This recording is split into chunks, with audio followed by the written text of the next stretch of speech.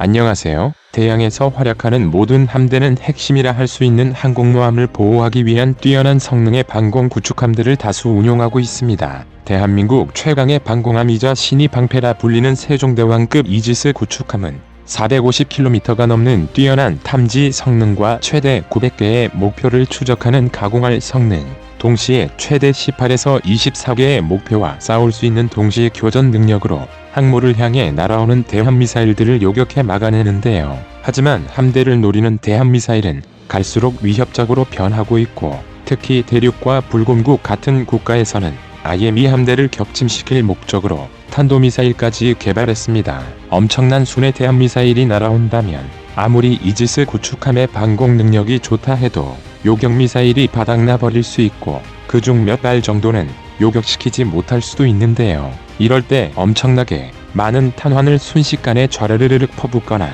단거리 대공미사일로 날아오는 미사일을 요격해 마지막으로 함정을 방어하는 것이 CIWS입니다. 마치 축구 경기에서 최후의 공격수 한 명을 막아내는 골키퍼처럼 말이죠. 우리 한국 해군은 그동안 해외에 CIWS 체계를 도입해 사용해왔지만 최근에 와서 골치 아픈 문제점이 발생했습니다. 하지만 이제는 세계 최초로 AESA 레이더를 사면에 배치한 뛰어난 성능의 CIWS를 독자적으로 개발해 이 문제를 해결하게 되었는데요. 압도적인 레이더의 성능 강화로 세계 최강의 성능을 가지게 될 우리 대한민국의 차기 CIWS2에 대해 알아보겠습니다. 전문가는 아니지만 해당 분야의 정보를 조사, 정리했습니다. 본의 아니게 틀린 부분이 있을 수 있다는 점 양해해 주시면 감사하겠습니다. 우리 대한민국 해군은 함정의 방어를 위해 뛰어난 성능을 가진 네덜란드산 SGE-30 골키퍼를 CIWS 근접 방어 무기 체계로 사용해왔습니다.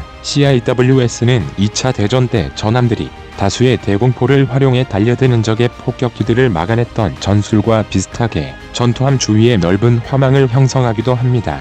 하지만 현대의 CIWS들은 컴퓨터와 레이더의 조준을 통해 무기를 관제하기 때문에 적미사일의 예상 궤도를 쫓아 사격하는 높은 성능을 가지고 있는데요. 예전 2차 대전 때 전함의 대공포들과는 근본적으로 정확도에 있어서 비교 자체를 거부합니다. 기본적으로 기관포의 포탄으로 미사일을 막는다는 것은 말도 안 되는 일이지만 현대의 CIWS들은 초음속 대함 미사일이라 해도 1에서 2발 정도 잡아내는 놀라운 모습을 보여주는데요. 우리 해군이 애용해왔던 SGE-30 골키퍼의 경우 고해잇 30mm 7연장 기관포를 사용해 30mm의 탄약을 1초 만에 70발, 분당 4200발 수준으로 퍼부어대는데 최소 두 번째 탄부터 날아오는 미사일을 명중시키는 놀라운 정확도를 보여줍니다. 그것도 롤링과 피칭, 요잉으로 흔들리는 함정 위에서 말이죠. 배 위에서 소총을 쏴 보신 분들은 아시겠지만 파도 때문에 자꾸만 움직여대는 함정 위에서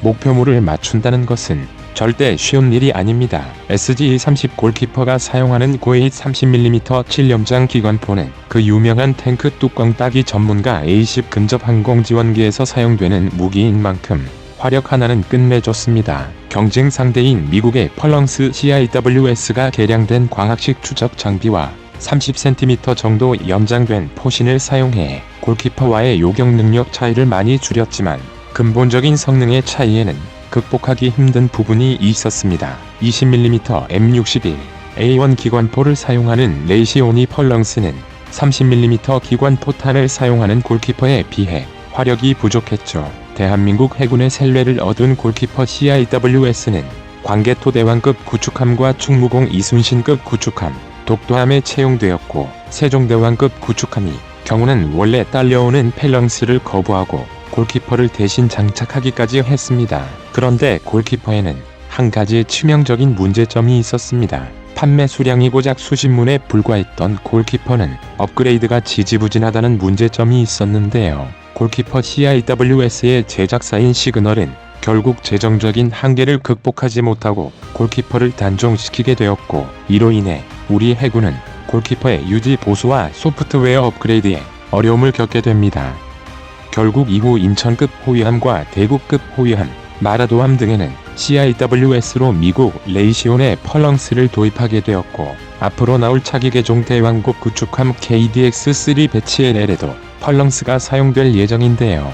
하지만 유독 남자들이 우글거리는 해변가에서 함께 노실 여자분들을 구할 때면 그들의 콧대가 하늘을 찌르듯이 시장을 독점하게 되면 가격이 올라가기 마련입니다. 원래 레이시온 펄렁스는 대당 가격이 골키퍼 가격의 절반에 불과한 50억 원 정도였지만 기관포형 CIWS 시장을 독점하게 되자 도입 비용과 요지 보수 비용이 높아지며 갈수록 불만이 많아지고 있습니다. 상황이 이렇게 되자 우리 한국은 차기 근접 방어 무기체계 사업인 CIWS2에서는 SG-30 골키퍼처럼 고웨잇 30mm 기관포를 사용하는 국산 CIWS를 독자 개발하게 되었는데요. 여기에 도전장을 매민 LIG 넥스원과 한화 시스템의 CIWS가 제안한 모델을 보면 둘 다 스텔스 성능을 강화하고 있습니다. RCS를 최대한 낮출 수 있도록 스텔스 형상을 적용한 점은 똑같지만 LIG가 본체 부분에만 스텔스를 적용한 것에 비해 한화는 고웨잇 기관포의 포신까지 덮어버리는 혁신적인 스텔스 설계를 적용하고 있는데요.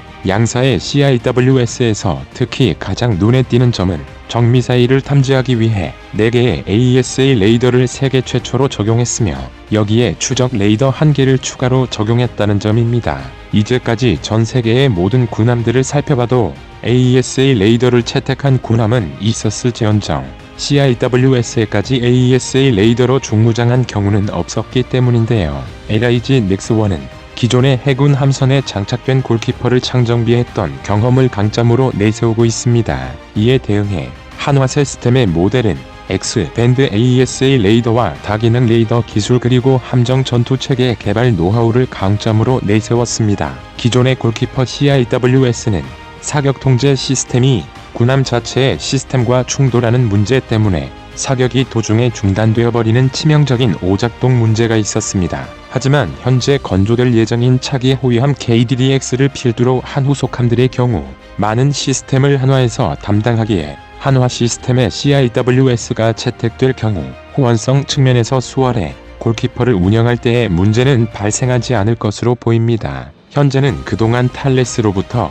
기술 이전을 받고 대한민국 해군의 골키퍼의 창정비를 맡아왔던 LIG 넥스원이 우선 협상 대상자로 선정되어 좀 더 유리한 위치에 서게 된 상황인데요. 양사 모두가 선택하고 있는 고웨잇 7배럴 어벤저 기관포는 30mm의 강력한 탄약을 사용하기에 전투기나 순항미사일, 탄도탄 비행체의 1에서 2발 정도만 정확히 직격해도 비행체를 추락시킬 수 있을 정도로 막강한 화력을 가지고 있는데요. 골키퍼와 마찬가지로 한화와 LIG 넥스원의 CIWS는 마하 3의 속도로 날아오는 초음속 공대함 미사일을 상대로 3.4초 동안 238발의 포탄을 퍼부을 수 있는 강력한 화력을 자랑합니다. 양측의 CIWS 모두 마하 0.9의 암속으로 돌진하는 적 순항 미사일을 상대로는 11.4초 동안 무려 798발을 퍼부을 수 있을 정도죠. 아마도 LIG 4의 CIWS가 좀 더 높은 점수를 받게 된 데에는 수직 운용 각도를 100도 이상 높여도 큰 문제가 없어 보이는 형상 때문이 아닐까 추측해봅니다.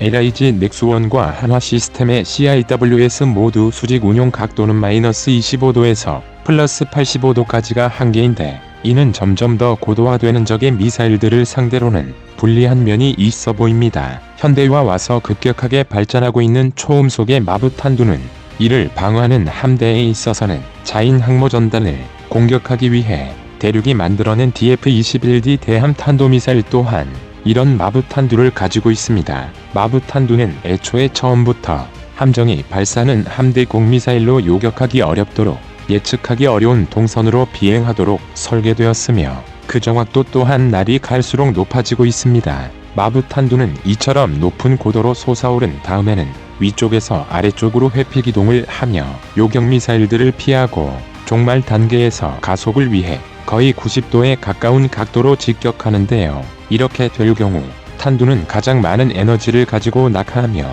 함정의 여러 격벽을 순식간에 뚫고 함저 배면까지 손상시키게 됩니다. 단 한 발만 직격당해도 미 해군의 니미츠급 항공모함 같은 슈퍼 핵항공모함이 침몰할 수도 있을 정도로 치명적인데요. 함정에 맞지 않고 주변을 스쳐 지나가 바다에 내리꽂힌다 해도 항모의 주변에서 터질 경우 수중에서 버블제트 현상을 일으키며 막대한 손상을 일으킬 수 있습니다. 하지만 우리가 개발한 차세대 CIWS 두 종류와 기존의 골키퍼 펄렁스 CIWS 모두 수직 운용 각도는 85도가 한계라 90도로 내리꽂히는 탄도미사일의 탄두에 대응하기 어려워질 수 있다는 문제점이 있습니다. 현재 이 같은 성능으로는 CIWS를 장착한 우리 해군의 전투함이 단독으로 작전을 벌이거나 함대를 이루고 있는 다른 아군 함정과의 순항 거리가 2km를 넘는 상황일 경우 방어할 수 없는 10도의 고사 사각지대가 생깁니다. 종말 단계에서 마하 5에서 6의 속도까지 취소사 눈 깜짝할 사이에 내리꽂히는 탄도미사일을 막으려면 이런 자그마한 사각지대가 큰 문제를 발생시킬 수도 있을 텐데요. 한화의 CIWS는 포신의 각도를 높일 경우 위에 있는 레이더와 간섭을 일으킬 것으로 보이지만 LIG 넥스1의 CIWS는 수직 운용 각도를 100도에서 110도까지 올려도 간섭되는 구조물이 없어 현대전의 운용에 있어서는 더 유리한 면이 있지 않나 생각해 봅니다. 레이더의 크기가 큰 만큼 TR 모듈의 개수도 더 많을 것이기에 적 미사일을 추적할 때의 성능 또한 좀 더 나을 것을 가대할 수 있지 않나 생각되기에 저는 LIG 넥스1의 형상이 더 좋아 보입니다. 여러분의 생각은 어떠신가요? 우리 해군의 차기 CIWS로 어느 것이 선택되든 앞으로 대한미사일의 위협은 점점 더 커질 것이 분명하기에 넉넉한 장탄수를 가진 많은 수량의 차세대 CIWS가 필요하고 見つけ995 다음 시간에 다시 돌아오겠습니다. 감사합니다.